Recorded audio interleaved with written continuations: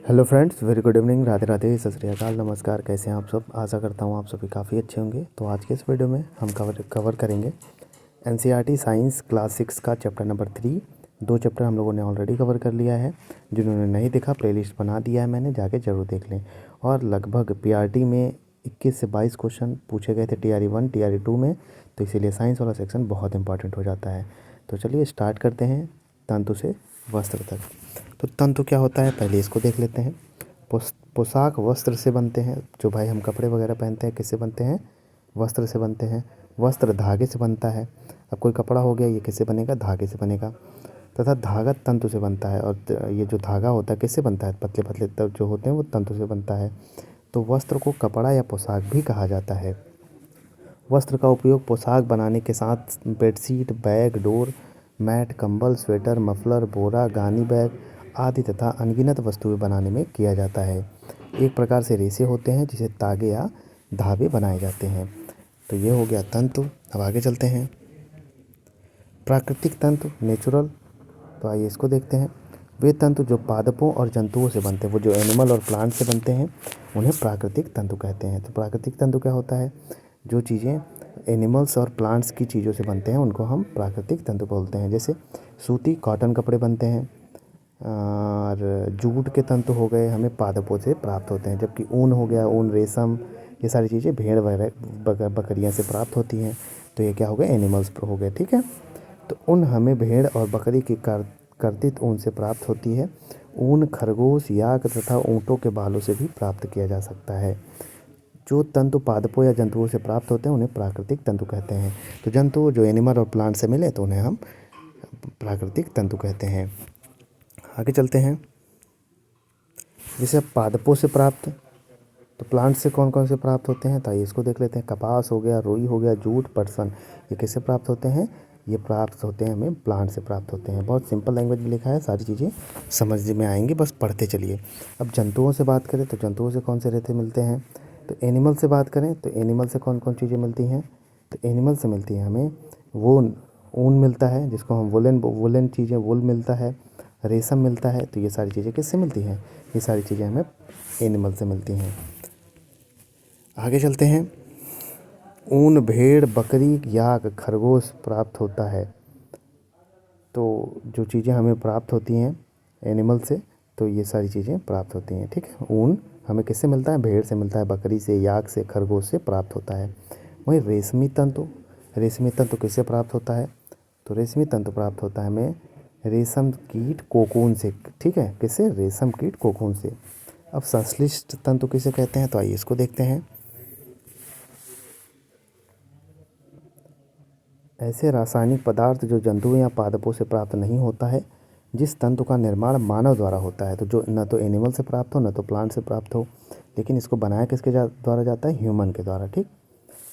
उसे संश्लेषी या संश्लिष्ट तंतु कहते हैं। तो जो भाई ना तो एनिमल से मिले, ना तो प्लांट से मिले, लेकिन इसको होता क्या है कि इसको बनाया जाता है किसके द्वारा?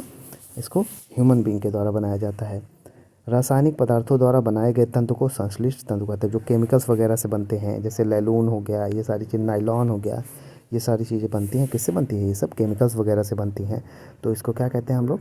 संश्लिष्ट कहते हैं, ठीक। तो जैसे नायलॉन हो गया, एक्रिलिक हो गया, पॉलिस्टर हो गया, ये सारी चीज़ें। आगे चलते हैं। जैसे एग्जाम्पल देख लीजिए, पॉलिस्टर हो गया, नायलॉन हो गया, एक्रिलिक संश्लिष्ट तंतुओं का उदाहरण है।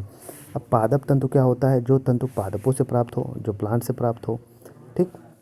जैसे रुई, रुई किससे प्राप्त होता है? हमें प्लांट से प्राप्त होता है। आगे चलते हैं। रुई या कपास का कोई पेड़ नहीं बल्कि पौधा या झाड़ी होती है, जिसके कि फूलों से हमें कपास या रुई मिलती है। बीज उन्हीं की काकड़ा यहाँ राजस्थान में कहते हैं। तो जो बीज होता है रुई जिससे हमें मिलती है, उसको हम राजस्थान में क्या कहते हैं? काकड़ा कहते हैं, ठीक है। पशुओं के लिए बहुत ही पौष्टिक खुराक होती है। तो ये पशुओं के लिए क्या होता है? ये बहुत पौष्टिक माना जाता है, और इसका तेल भी निकाला जाता है। रुई एक प्राकृतिक तंतु जो पौधों से प्राप्त होता है। कपास की फसल काली मृदा तथा जलवायु उष्ण में होती है। तो पूछा गया क्वेश्चन है, तो कपास किस में होता है? कैसी मिट्टी पाई कपास के लिए उपयुक्त है? तो काली मृदा तथा जलवायु उष्ण में होता है कपास। आगे चलते हैं। कपास पादप के फल, कपास गोलक के पूर्ण परिपक्व होने के बाद कपास बालों से कपास हस्त चयन द्वारा प्राप्त किया जाता है। तो जो कपास है, कपास का एक फल होता है उससे, ठीक है, वो जब मैच्योर मतलब एकदम अच्छे से फली उसकी हो जाती है, एक मैच्योर हो जाता है, उसके बाद उसको कपास के बालों से प्राप्त होता है, उसमें रेशे रहते हैं, वो निकाले जाते हैं उससे हाथों से। तो कपास ओटना किसको कहते हैं, आइए इसको देखते हैं। कपास के तंतु से तागा बनता है तथा तागा से वस्त्र तैयार किए जाते हैं। कपास के फल के पकने पर उसे हाथों से तोड़ लिया जाता है। उसके बाद कपास के तंतु से बीजों को अलग किया जाता है। कपास से बीजों को अलग करने की प्रक्रिया को कपास ओटना कहते हैं। तो भाई बस इतना समझिए इसमें कि कपास ओटने का मतलब है कि कपास को बीजों से अलग करना, तो उसको क्या कहते हैं, कपास ओटना। कपास से बीजों का कंकतन द्वारा पृथक किया जाता है। कपास को पारंपरिक ढंग से हाथों से ओटा जाता है, परंतु आजकल कपास ओटने के लिए मशीनों का उपयोग किया जाता है। इस प्रक्रिया को कपास ओटना कहते हैं। ठीक, अब आगे चलते हैं।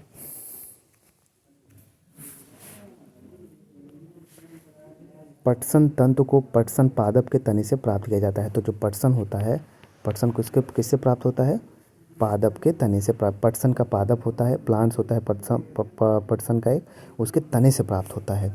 भारत में इसकी खेती वर्षा ऋतु में की जाती है। तो भारत में जो पटसन है कब की जाती है, जब बारिश वगैरह होती है। तो भारत में पटसन को प्रमुख रूप से पश्चिम बंगाल, बिहार तथा असम में उगाया जाता है। तो पटसन कहाँ कहाँ उगाया जाता है, पश्चिम बंगाल, बिहार तथा असम में। फसल कटाई के पश्चात पादपों के तने को कुछ दिनों तक जल में डुबा कर रखते हैं। तो जब फसल काटी जाती है तो उसका जो तना है उसको कुछ दिन पानी में भिगो के रखते हैं। नेक्स्ट है पृथक। पृथक करते हैं भाई। उसके बाद पटसन तंतुओं से हाथों द्वारा पृथक किया जाता है। तो जो अगर पूछे कि पटसन को कैसे पृथक किया जाता है, अलग किया जाता है, तो हाथों से। अब कताई होती है। उसके बाद कताई, रेशों से तागा बनाने की प्रक्रिया को कताई कहते हैं। तो जो रेशे हैं, इससे हम जब धागे बना लेते हैं तो इसको क्या कहते हैं, कताई कहते हैं। इस प्रक्रिया में रुई के एक पुंज से रेशों को खींच कर ऐंठते हैं।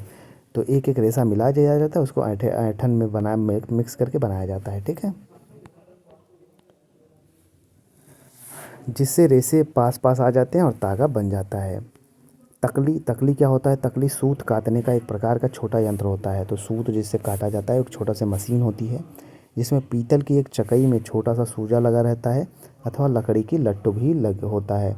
तकली से रुई के सहारे सूत काटते हैं, जिससे सूती धागा बनता है। अधिक मात्रा में सूत काटने के लिए चरखे का प्रयोग होता है। तकली से सूत काटना पहले बच्चों की पाठशाला के पाठ्यक्रम के रूप में सिखाया जाता था। सूत काटकर महीन से महीन धागा बनाने की प्रतियोगिताएं आयोजित की जाती थी, जिनमें प्रतियोगिताओं के प्रमाण पत्र और पारितोषिक दिए जाते थे। तो ये सारी चीज़ें जनरल हैं, बस रीडिंग कर लीजिए इसको, जहाँ समझाने वाली चीज़ें होंगी समझाई जाएंगी। राष्ट्रपिता महात्मा गांधी ने अपने आश्रम में रहने वालों के लिए प्रतिदिन 4 घंटे सूत काटना अनिवार्य कर दिया था। तो महात्मा गांधी जी थे, उनके आश्रम में जो लोग रहते थे उनको एक दिन में 4 घंटे कंपलसरी कर दिया था सूत काटना। कताई के लिए एक सरल युक्ति हस्त तकुआ का उपयोग किया जाता है, जिसे तकली कहते हैं। तो एक हाथ से बनी मशीन चरखा जिसको कहते हैं, चरखा लकड़ी का बना हुआ एक प्रकार का यंत्र जिसकी सहायता से ऊन, कपास या रेशम आदि को काटकर सूत बनाया जाता है, उसे चरखा कहते हैं। अब आगे चलते हैं। हाथ से प्रचलित कताई में उपयोग होने वाली एक अन्य युक्ति चरखा है। तागों की कताई का कार्य कताई मशीनों की सहायता से किया जाता है। तागों से वस्त्र बनाने की विधियाँ, तो बुनाई तथा बंधाई होती हैं। अब बुनाई क्या होती है, बुनाई से तात्पर्य एक ही गोले से 2 फंदों को आपस में गूंथ कर वस्त्र बनाए जाने से है। अर्थात एक ही धागे के फंदे बनाकर उन्हें आपस में गूंथ कर जो वस्त्र बनाए जाते हैं वह प्रक्रिया बुनाई कहलाती है। जैसे ऊन से हम स्वेटर वगैरह बनाते हैं। तो बुनाई द्वारा बनाए गए कपड़े काफ़ी लचीले होते हैं। बुनाई से अंतर्वस्त्र, टी शर्ट, मौज, स्वेटर आदि वस्त्र बनाए जाते हैं। तागों के 2 सेटों को आपस में व्यवस्थित करके वस्त्र बनाने की प्रक्रिया को बुनाई कहते हैं। वस्त्रों की बुनाई करघों पर की जाती है। करघे या तो हस्तचलित होते हैं अथवा विद्युत प्रचालित। बुनाई तथा बंधाई का उपयोग विभिन्न प्रकार के वस्त्रों के निर्माण में किया जाता है। ये वस्त्रों का उपयोग पहनने की विविध वस्तुओं को बनाने में होता है। ठीक है, बस रीडिंग करते चलिए। बुनाई सुनाई ये सब सारी चीज़ें बहुत आसान है। तो इसी के हिसाब से हम लोगों ने कंप्लीट कर लिया अपना चैप्टर नंबर 3। तो चैप्टर नंबर 3 हम लोगों ने कंप्लीट कर लिया। साइंस पहले हम कवर करेंगे, ठीक, जितना भी साइंस है पूरा कवर करेंगे। इसके साथ साथ PY के क्वेश्चन कर रहे हैं प्लस ऑफिशियल पेपर कर रहे हैं। तो अभी इतना करते चलिए, जैसे ही साइंस खत्म होगा हम लोग हिस्ट्री पे आ जाएंगे, जैसे हिस्ट्री खत्म होगा उसके बाद ज्योग्राफी पे आ जाएंगे, और जैसे ही ज्योग्राफी खत्म होगा वैसे पॉलिटी पे आ जाएंगे।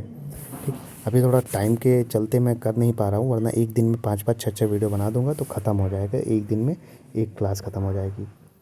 तो ये चीज़ें हो गई। और एक चीज़ मैं बता दूं, अगर आपको NCERT प्लस SCERT की समरी प्लस PY के क्वेश्चन चाहिए तो आप 8853954496 पर मैसेज करके नोट्स को ले सकते हैं। किस पे, मैं नंबर रिपीट कर देता हूँ, 8853954496 पे। बाकी ऑल द बेस्ट, पढ़ते रहिए, तब तक के लिए जय हिंद जय भारत।